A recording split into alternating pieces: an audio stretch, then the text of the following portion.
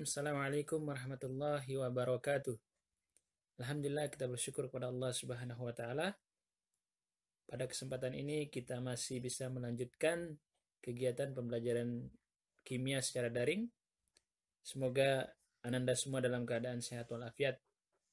Baik, untuk pembelajaran kita pada kesempatan ini kita akan membahas dua hal. Yang pertama, kaitan dengan soal jenis dari sifat koligatif larutan, apakah delta P, delta TB, delta TF maupun P-nya. Kemudian yang kedua, yang berkaitan dengan penerapan sifat koligatif larutan. Untuk penentuan penurunan tekanan uap atau delta P, yang pertama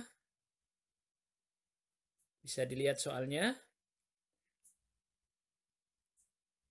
Jadi diketahui P0-nya adalah 18 mm Hg. P0 adalah tekanan uap air jenuh.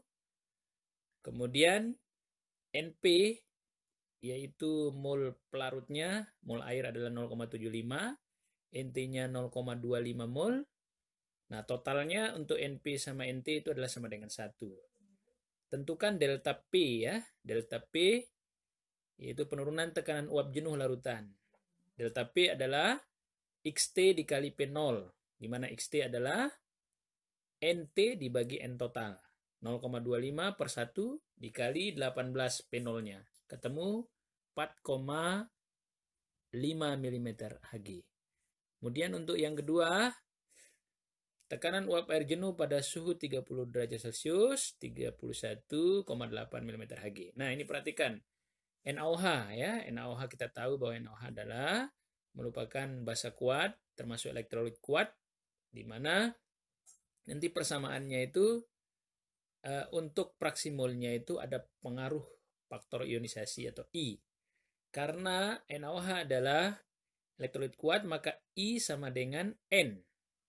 Kita ketahui NaOH Na+, OH-, N-nya sama dengan 2. Maka untuk mencari delta P sama dengan XT kali P0-nya, kita cari dulu XT, di mana XT adalah NT dikali 2, dikali N ya, karena ini adalah elektrolit. Kemudian dibagi 0,5 kali 2, yaitu NT-nya dikali 2, ditambah dengan NP-nya 5. Baru kemudian dikali dengan P0-nya, sehingga diperolehlah hasil delta P-nya adalah 5,406.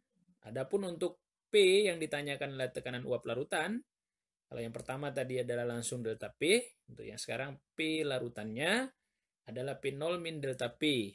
Itu diperoleh 31,8 dikurangi 5,406 ketemu 26,394. Jadi tekanan uap larutannya adalah 26,394. Kemudian yang berikutnya adalah untuk delta TB ya. Delta TB ini kita tahu persamaannya adalah delta TB sama dengan M kali KB. Nah, karena di soal nomor 3 ini ada K2SO4, di mana K2SO4 di sini dianggap sebagai larutan dengan terionisasi sempurna, berarti I sama dengan N. Maka delta TB sama dengan M kali KB kali N. Bagaimana N-nya? N itu adalah terionisasi menjadi 2K plus ya, jadi tergeser muatannya itu 2K plus ditambah SO4 min 2 plus 1 dengan min 2, total muatannya adalah sama dengan 3, maka N sama dengan 3. Delta TB-nya M kali KB kali N, di mana M-nya adalah 0,1, kemudian KB-nya 0,52, N-nya adalah 3. Totalnya 3 ya, sehingga diperoleh hasilnya 0,156 derajat Celcius untuk delta TB. Adapun yang ditanyakan adalah titik didih dari larutan. Maka titik didih pelarut ditambah dengan delta TB ketemu 100,156 derajat Celcius. Baik, kemudian untuk soal yang berikutnya, yang kedua, misalkan pada glukosa. Glukosa itu larutan non elektrolit ya. Nah, ini diketahui untuk TB larutannya 102,08, TB pelarutnya 100 ya. Maka yang ditanyakan di sini adalah titik didih larutan apabila ditambahkan 250 gram air ke dalam larutan yang tadi. Yang awalnya titik didihnya adalah 102,08. Maka pertama kita harus mencari delta TB-nya. Dari selisih ketemu 2,08 derajat Celcius.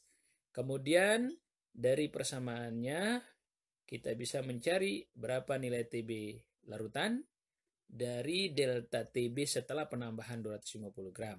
Yaitu masing-masing adalah gram dibagi MR 540 dibagi 180.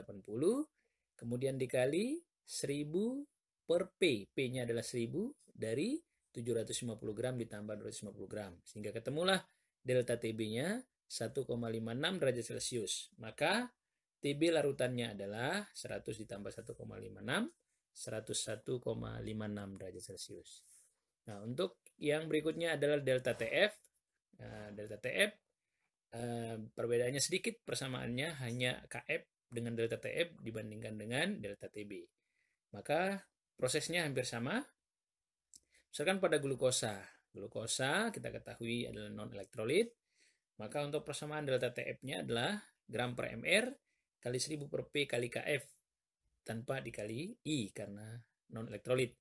Maka delta TF-nya bisa kita cari dari gram per mr itu 18 dibagi 180 ya, mr-nya 180 ya untuk glukosa.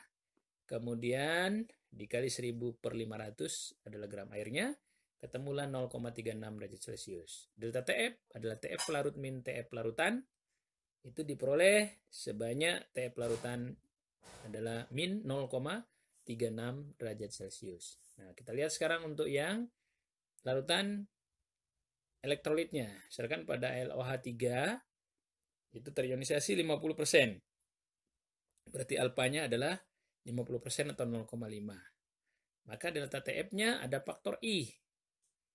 Ya, yaitu gram per mr kali 1000 per P kali Kf kali I, atau molal delta TF sama dengan M kali Kf kali I sebagaimana yang sudah dijelaskan sebelumnya. Maka delta TF bisa dicari dari gramnya 7,8 dibagi dengan mr-nya 78 kali 1000 per 500 dikali 1,8 ya, Kf-nya, kemudian baru dimasukkan nilai dari I-nya 1 plus N min 1 dikali dengan alfa. Alfanya nggak kelihatan tuh, 0,5 ya.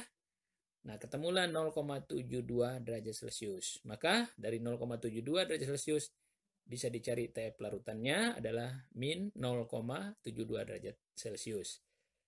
N sama dengan 4 dari Al plus 3, ini kegeser, Al plus 3 ditambah dengan 3OH min 1. Jadi plus 3 dengan min 1, N-nya sama dengan 4.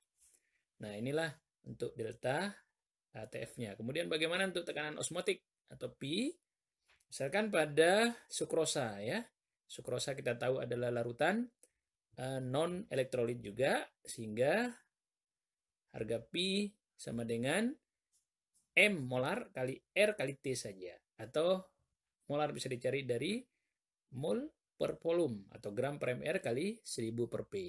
Nah, dari persamaannya kita bisa langsung menghitung tekanan osmotiknya. Dengan catatan perhatikan nilai dari T-nya atau suhu. Di situ 25 derajat Celcius harus dirubah dalam bentuk Kelvin 298 atau ditambah dengan 273 jadi 298. Sehingga ketemulah gramnya 6,82,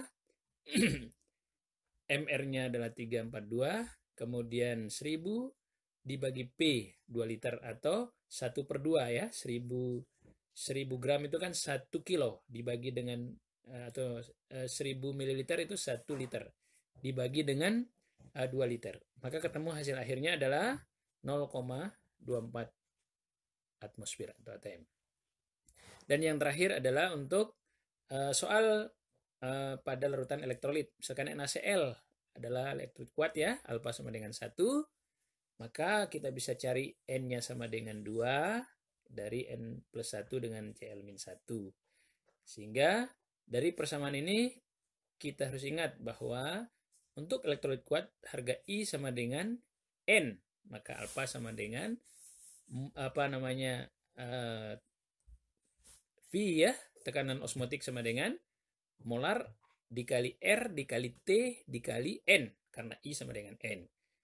Dan M molar bisa dicari dari mol per volume, yaitu 5,85 itu adalah gram, kemudian 585 per mr, ya 5,85, 58,5 itu mr-nya, kemudian dikali 1000 adalah volumenya, dibagi dengan 250 ml ya, baru dikali dengan R 0,082 kali 300 ya, suhunya dalam Kelvin, baru dikali dengan N sama dengan 2, ketemu 0,984. Bisa dicek, nanti kalau ada keliruan tinggal dikoreksi. Kemudian yang terakhir yang ingin saya sampaikan selain pembahasan soal adalah penerapan sifat koligatif larutan. Ini banyak sekali kita jumpai dalam kehidupan sehari-hari. Misalkan peristiwa laut mati, kemudian kolam apung ya, kemudian campuran pendingin, es putar, cairan teh beku, pencairan salju di jalan raya, desalinasi air laut, penentuan MR, cairan fisiologis atau impus, pembasmian keong emas, pengawetan makanan, penyerapan air oleh akar, obat tetes mata, pengolahan air limbah dan lain-lainnya. Silakan dicari ya di beberapa literatur dari masing-masing ke 4 jenis sifat koligatif larutan apa saja yang termasuk contoh penerapan dalam kehidupan sehari-hari.